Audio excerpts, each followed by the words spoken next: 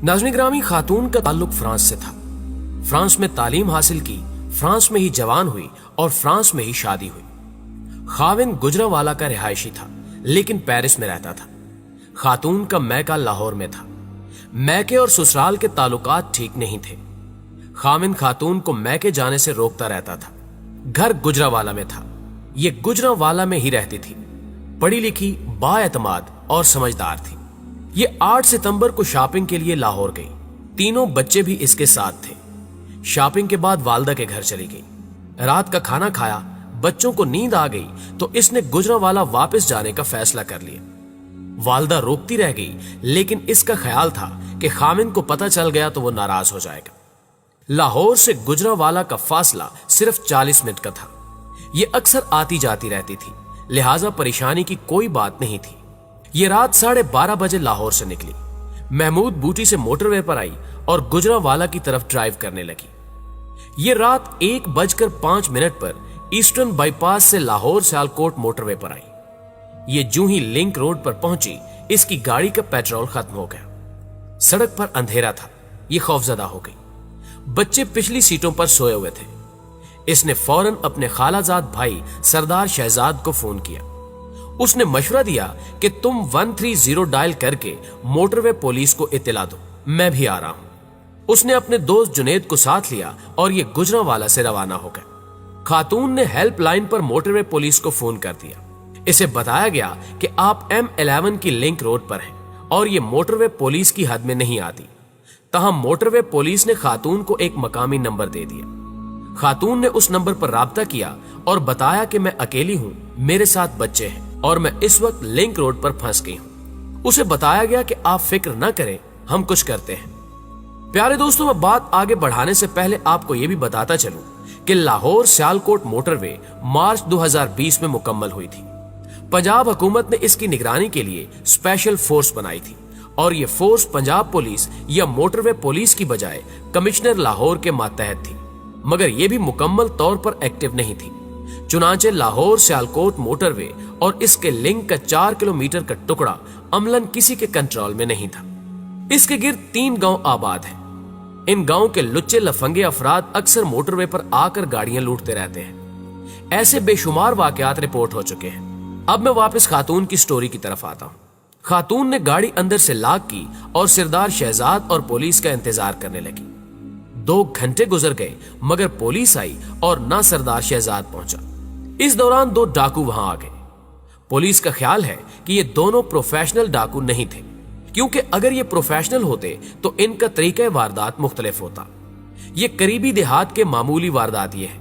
ये थोड़ी देर गाड़ी को वॉच करते रहे। जब 2 घंटे तक कोई शख्स गाड़ी के करीब नहीं आया तो फिर इन्होंने इसे लूटने का फैसला कर लिया।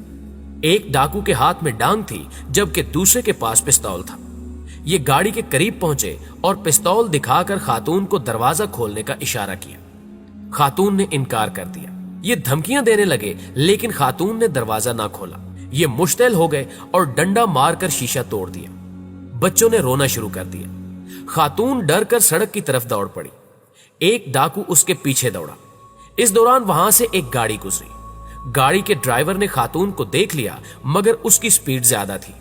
तहम गाड़ी में सवार खालिद मसूद के ज़हन में खटका आया और उसने 15 पर पुलिस को इत्तला दे दी। इस दौरान दूसरे डाकू ने खातून का 2 साल का बच्चा उठाया और उसे लेकर जंगल की तरफ दौड़ पड़ा। खातून बच्चे को बचाने के लिए गाड़ी की तरफ वापस आ गई। दूसरे डाकू ने उसके दूसरे बच्चे भी गाड़ी से बाहर निकाल लिए। मां बच्चों को बचाने के लिए उनके साथ उलझ पड़ी। वो बार बार बच्चों को कलमा पढ़ने और अल्लाह से मदद मांगने की तलकीन भी कर रही थी। बच्चे चीख रहे थे। खातून डाकुओं की मिन्नतें भी कर रही थी, लेकिन दुनिया में इंसान से बड़ा दरिंदा कोई नहीं होता। ये जब जानवर बनता है तो ये जानवरों को भी शर्मिंदा कर देता है। ये भी दरिंदे थे। ये चारों को धकेल कर सड़क से नीचे खाई में ले गए। आगे जंगल था। एक डाकू ने तीनों बच्चों को साइड पर फेंका और उनके सर पर पिस्तौल रख दिया। बच्चे सिसक रहे थे, जबकि दूसरे डाकू ने खातून को बेबस करना शुरू कर दिया। वो उससे लड़ती रही। इस दौरान पहले डाकू ने बच्चों को मारना शुरू कर दिया। वो मां थी, चुनांचे वो बच्चों की सलामती के लिए ढीली पड़ गई। दूसरा डाकू आगे बढ़ा और पहला बच्चों के सर पर खड़ा हो गया। दोनों डाकुओं को कोई जल्दी कोई परेशानी नहीं थी। दोनों ने इसके बाद गाड़ी से खातून के जेवर, नकदी और एटीएम कार्ड लिए और उससे कहा, खामोश होकर यहां पर बैठी रहो, अगर तुम सड़क पर गई तो तुम चारों को गोली मार देंगे। इस दौरान दूर से मोटरसाइकिल की आवाज आई। वो दोनों उठे और अंधेरे में गुम हो गए। थोड़ी देर में मोटरसाइकिल गाड़ी के करीब पहुंच गए। ये डॉल्फिन फोर्स के 4 एहलकार थे।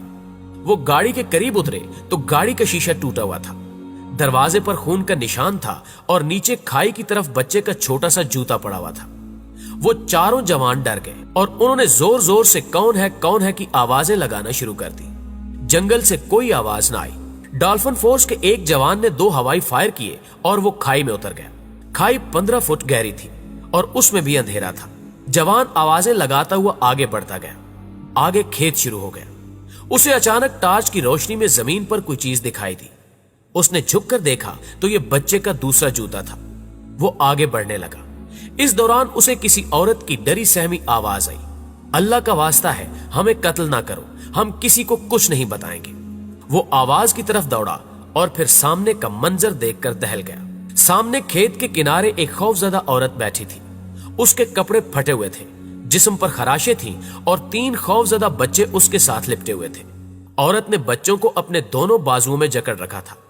पुलिस का जवान खातून के साथ बैठ गया और उसे तसल्ली देना शुरू कर दी, मगर वो उसे पुलिस एहलकार मानने के लिए तैयार नहीं थी।